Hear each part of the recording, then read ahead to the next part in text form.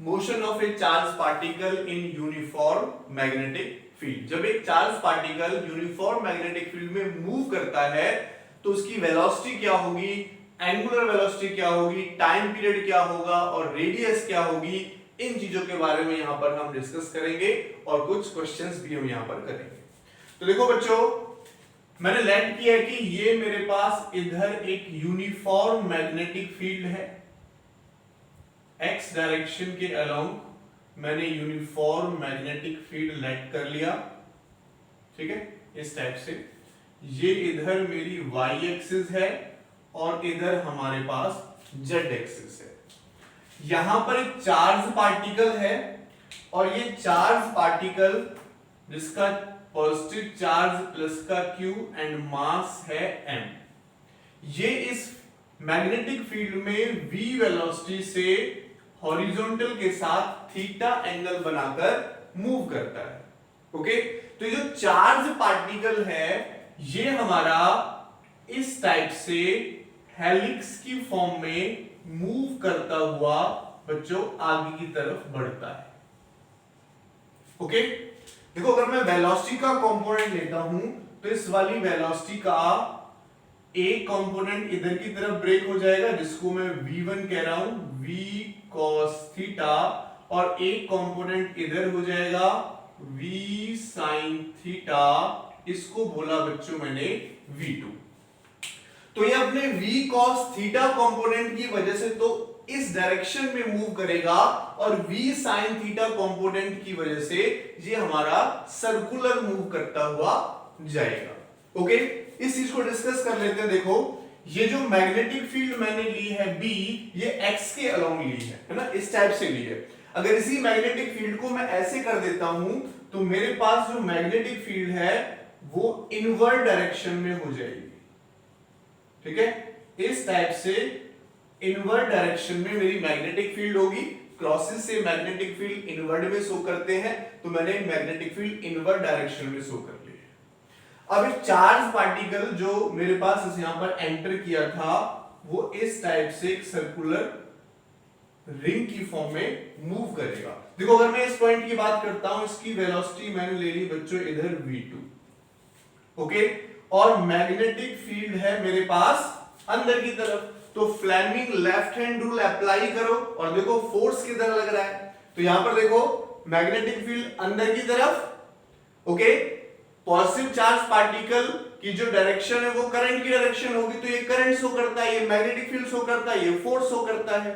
तो देखो current magnetic field हमारी अंदर की तरफ इस टाइप से जो वेलोसिटी है या motion of the positive charge particle current की डायरेक्शन होती है वो इधर हो जाएगा और फोर्स कहां हो जाएगा बच्चों, नीचे की तरफ। तो फोर्स कहां लगेगा, नीचे की तरफ लगेगा, अलोंग द रेडियस लगेगा।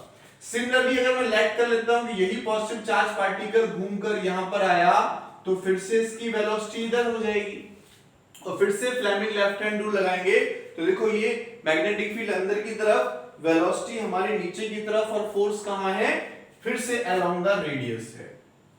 ओके, ऐसे यहां पर वेलोसिटी इधर, देखो मैग्नेटिक फील्ड इधर, वेलोसिटी इधर, फोर्स से फोर्स, फिर अलोंग द रेडियस, और इसी टाइप से फोर्स फिर अलोंग द रेडियस होगा, यानी इनवर्ड डायरेक्शन में होगा।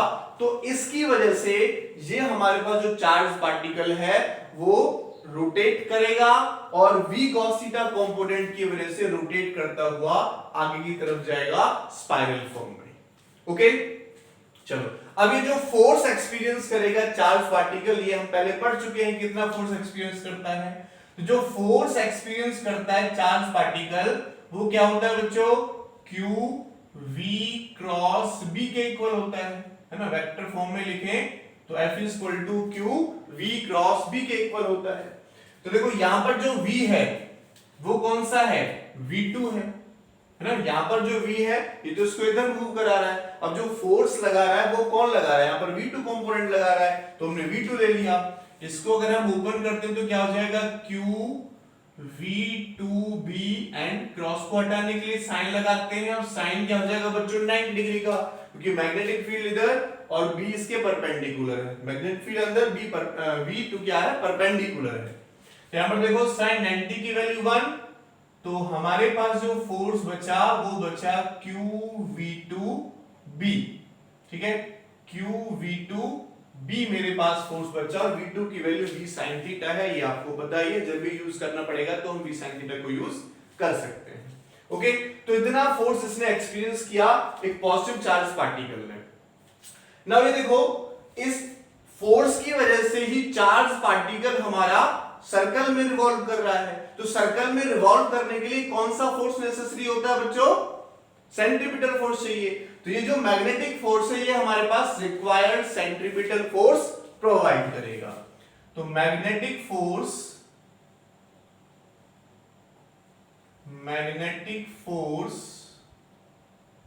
F provide the required centripetal force, ठीक है। तो मैग्नेटिक फोर्स क्या देखो, QV2B, और सेंट्रीपिटल फोर्स का फॉर्मूला क्या होता है, mv2r, तो m और v की जगह क्या, v2r हो जाएगा। तो देखो एक v2 से एक v2 कटेगा, तो जो r की वैल्यू है वो क्या हो जाएगी बच्चों, यहां से r निकालेंगे तो क्रॉस मल्टीप्लिकेशन से इधर, और qb हमारे पास इधर हो जाएगा, तो mv2 upon q into b, ये हमारे पास r रेडियस निकल कर आ गई, यानी कि जो रेडियस होगी सेंटर से यहां से यहां तक वो हमारे पास mv अपॉन qb के इक्वल होगा, और v कौन सा है, v sin थीटा वाला कंपोनेंट होगा, ये आप ध्यान रखेंगे। सिमिलरली अगर यहां से बच्चों में v2 की वैल्यू निकालूं तो ये क्रॉस मल्टीप्लिकेशन से इधर और इसके नीचे आ जाएगा, तो क्या हो जाएगा, qbr and divided by m, तो ये मेरे पास वेलोसिटी का कंपोनेंट हो जाएगा। ओके, और क्या फाइंड आउट कर सकते हैं, अगर मैं एंगुलर वेलोसिटी निकालूं या एंगुलर फ्रीक्वेंसी निकालूं, एंगुलर वेलोसिटी या एंगुलर फ्रीक्वेंसी ओमेगा, तो हमें पता है ओमेगा इज इक्वल टू होता है v2 बाय r, ठीक है, v बाय r होता है, v is equal to r omega, omega निकालते हैं तो v2 अपॉन r हो जाएगा। और देखो v2 की वैल्यू कितनी है बच्चों, qbr बाय m, और r यहां पर ऑलरेडी है तो देखो r से r कटेगा, ओमेगा की वैल्यू आ जाएगी qb बाय m, ठीक है, ओमेगा की वैल्यू क्या आ जाएगी, qb बाय m। नाउ अगर मैं फ्रीक्वेंसी निकालूं बच्चों, फ्रीक्वेंसी, तो फ्रीक्वेंसी का फॉर्मूला क्या होता है, हमने पढ़ा हुआ है, omega is equal to 2 pi nu होता है, न्यू अगर निकाला जाए तो ओमेगा अपॉन 2 पाई हो जाएगा। तो यहां से देखो ओमेगा की वैल्यू क्या है, qb अपॉन m, और 2 पाई ऑलरेडी नीचे है, तो फ्रीक्वेंसी मुझे मिला बच्चों qb अपॉन 2 पाई m, फ्रीक्वेंसी मुझे मिला qb अपॉन 2 पाई m। अच्छा, टाइम पीरियड की कितने टाइम में अपना वो 1 रिवॉल्यूशन कंप्लीट करेगा, तो मैं यहां पर टाइम पीरियड और देख लेता हूं, तो देखो टाइम पीरियड t क्या होगा बच्चों, इनवर्स ऑफ फ्रीक्वेंसी, तो यहां से जो टाइम पीरियड की वैल्यू आएगी 2 पाई m अपॉन qb, ये हमारे पास टाइम पीरियड की वैल्यू आ जाएगी 2 पाई m अपॉन qb। ओके, तो ये कुछ चीजें हमने, जब चार्ज पार्टिकल हमारा यूनिफॉर्म मैग्नेटिक फील्ड में मूव करता है तो वो हमने फाइंड आउट किया। अच्छा, एक चीज और डिस्कस कर लेते हैं यहां पर, पिच ऑफ हेलिक्स। आपको पता है जो शेप है ये वाली, वो कौन सी हेलिक्स है, तो इसकी पिच क्या होगी, पिच क्या होती है इसके बारे में डिस्कस करते हैं।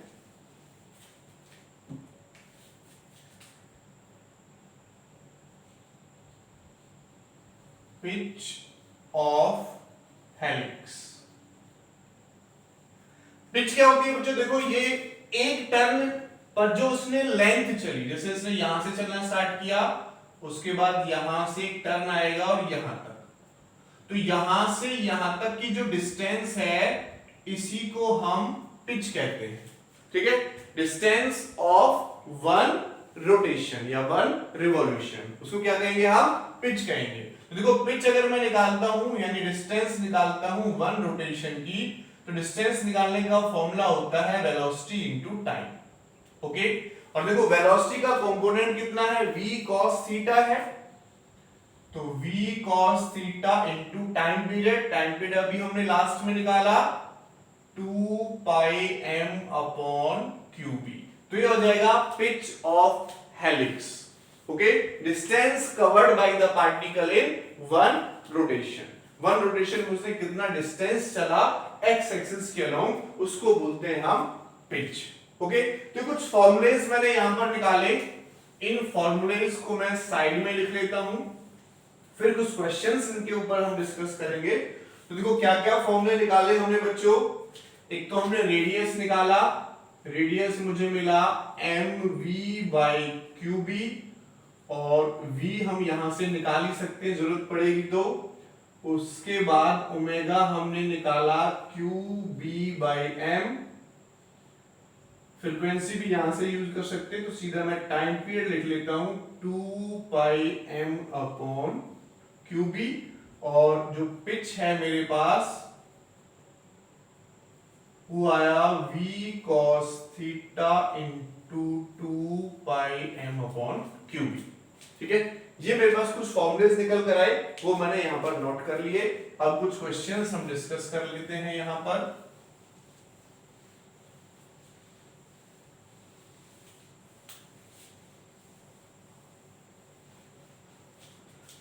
देखो यहां पर हमें एक चीज दिखाई दे रही है कि जो r है वो वेलोसिटी पर डिपेंड कर रहा है, ना एंगुलर फ्रीक्वेंसी ना टाइम पीरियड, ये हमारे पास डिपेंड नहीं कर रहे हैं।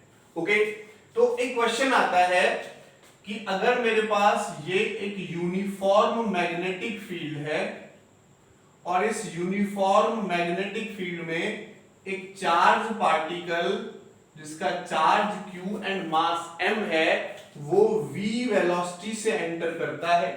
ठीक है, v1 वेलोसिटी से एंटर करता है, और अगेन यही चार्ज पार्टिकल मेरे पास v2 वेलोसिटी से एंटर करता है।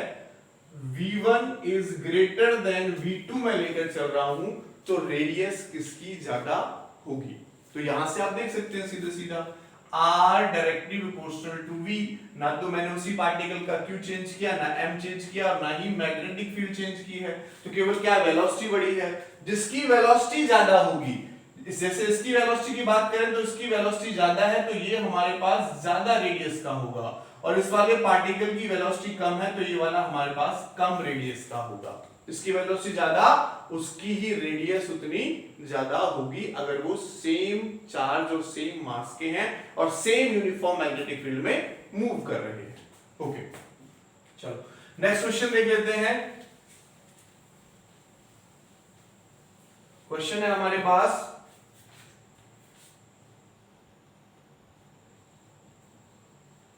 a proton and a alpha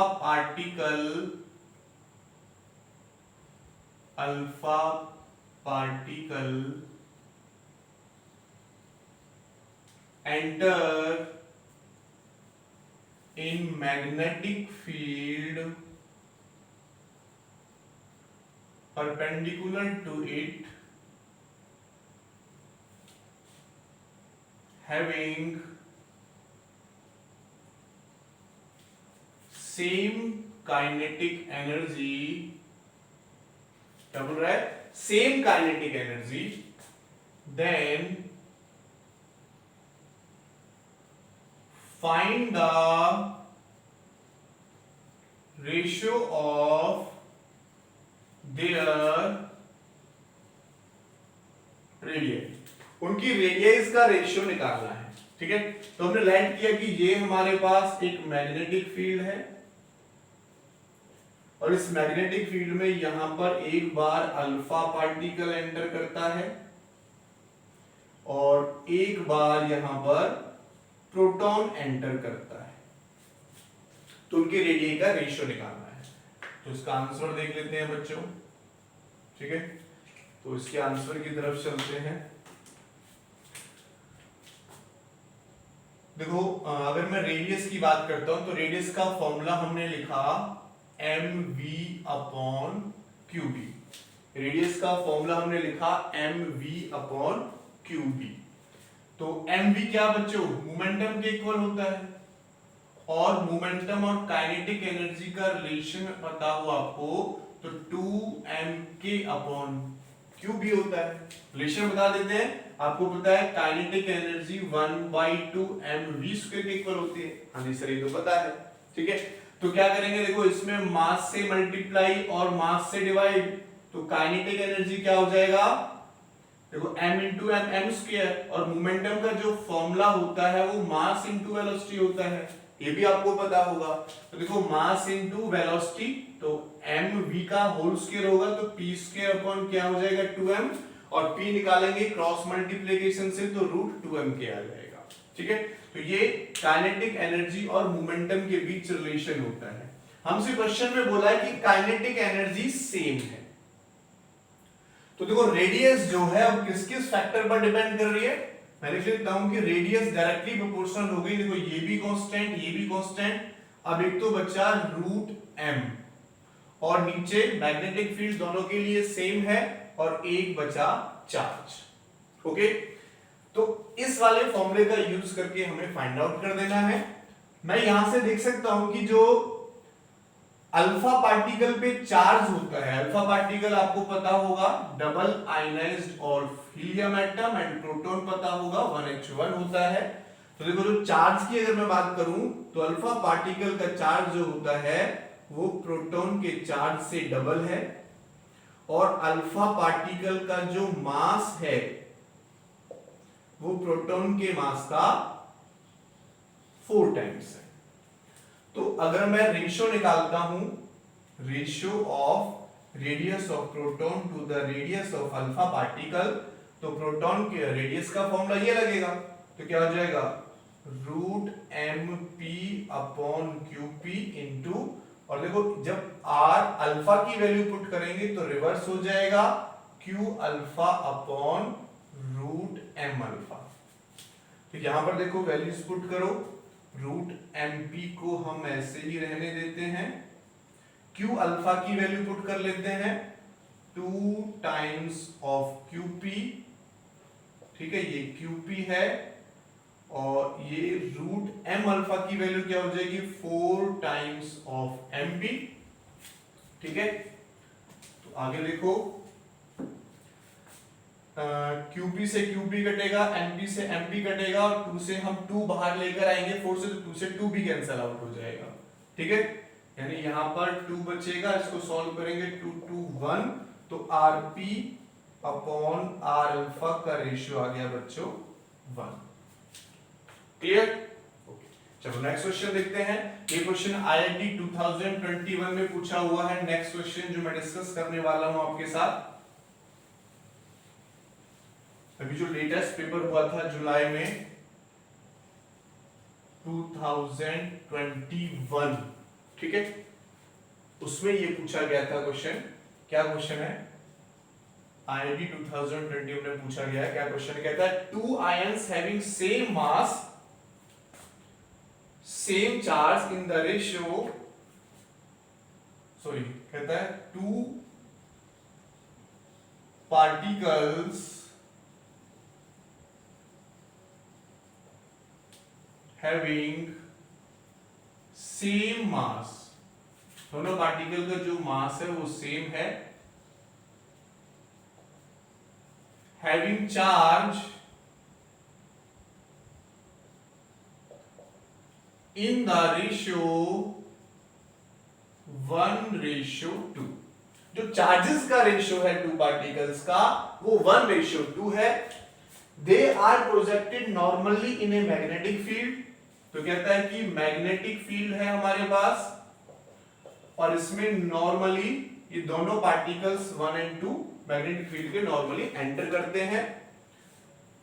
next हमें गिवन है with their speeds in the ratio, जो उनकी स्पीड्स का रेशियो है v1 अपॉन v2, वो हमें दे रखा है 2/3। कहता है the ratio of radii of their circular trajectory is, the ratio of their radii, उनकी जो रेडियाई होंगी उनका रेशियो क्या होगा वो हमें फाइंड आउट करना है। तो देखो आप निकाल ही चुके हैं, ठीक है, इज, तो देखो क्या होगा, R का जो फॉर्मूला है वो हमने पढ़ा mv/qb के इक्वल होता है, ठीक है। तो यहां पर देखो मास सेम दे रखा है, मैग्नेटिक फील्ड सेम में एंटर कर रहे हैं, तो मेरे पास बचा V एंड Q। तो जो R है वो डायरेक्टली प्रोपोर्शनल हो गया V/Q के। तो फर्स्ट वाले पार्टिकल की रेडियाई अपॉन सेकंड वाले पार्टिकल की रेडियाई, तो V1/Q1 into Q2 upon V2 हो जाएगा, है ना, रिवर्स हो जाएगा। यहाँ V2 पुट करेंगे तो वो नीचे रह जाएगा और Q2 ऊपर चला जाएगा। तो इनका रेशियो कितना दे रखा है बच्चों, V1/V2 2/3, और इसका रेशियो कितना दे रखा है Q2/Q1, तो 1:2 यानी 2:1 हो जाएगा, यानी 4:3 हमारे पास इसका आंसर आ जाएगा। ओके, एक question pitch of the helix पे और देख लेते हैं। जो पिच ऑफ हेलिक्स का क्वेश्चन था उसको और डिस्कस कर लेते हैं। ये जो फॉर्मूला हमने लिखा हुआ है, ठीक है, तो ये कहता है हमारे पास मैग्नेटिक फील्ड है बच्चों इस डायरेक्शन में,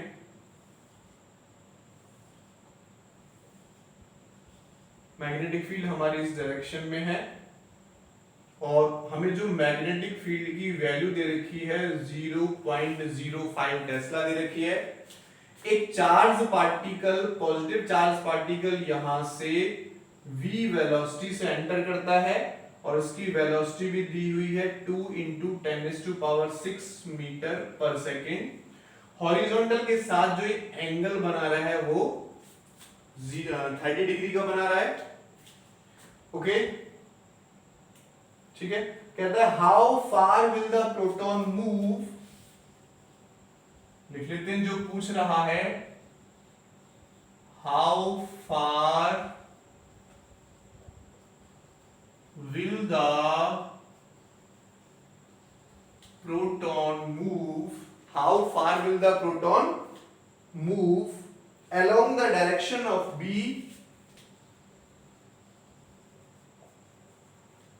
along the direction of B when two projective circles have been completed, when two projected circles has been projected। देखो चार्ज पार्टिकल जब एंटर करेगा तो सीधी सी बात है इस टाइप से आगे की तरफ बढ़ेगा, तो वो कह रहा है 2 सर्कल कंप्लीट हो गए हैं। अगर इसे यहां से चलना स्टार्ट किया तो एक यहां एक यहां, यानी हमारे पास जो पिच है वो 2 टाइम्स ऑफ पिच हो गया जो डिस्टेंस है, ठीक है। तो पिच अगर हम निकालेंगे या हॉरिजॉन्टल डिस्टेंस हम फाइंड आउट करेंगे, हॉरिजॉन्टल डिस्टेंस, ठीक है, हाउ फार, ठीक है, हॉरिजॉन्टल डिस्टेंस हो जाएगा तो वो 2 टाइम्स ऑफ पिच के इक्वल हो जाएगा, क्योंकि इसने 2 सर्कल की बात की है। क्या बात की है, move along direction of B when 2 projected circles, 2 circles की बात की, तो यहां से स्टार्ट होगा यहां तक, फिर यहां से स्टार्ट होगा यहां तक, तो 2 टाइम्स ऑफ पिच के इक्वल हो जाएगा। तो 2 टाइम्स ऑफ पिच, और पिच का फॉर्मूला है v cos theta into 2πm/qb।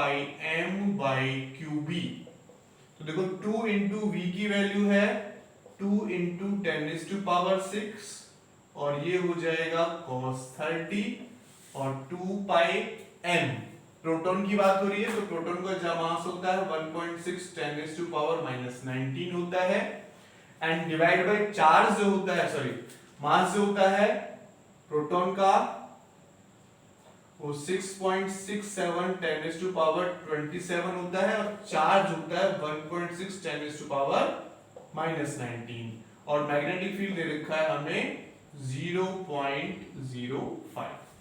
तो इसको आप सॉल्व कर सकते हो। इसको जब आप सॉल्व करोगे तो इसको सॉल्व करके जो हमारा आंसर आ रहा है बच्चों वो आ रहा है 4.35 मीटर। तो मैच कर लेना, यही आंसर आएगा जब आप इसको सॉल्व करोगे। ओके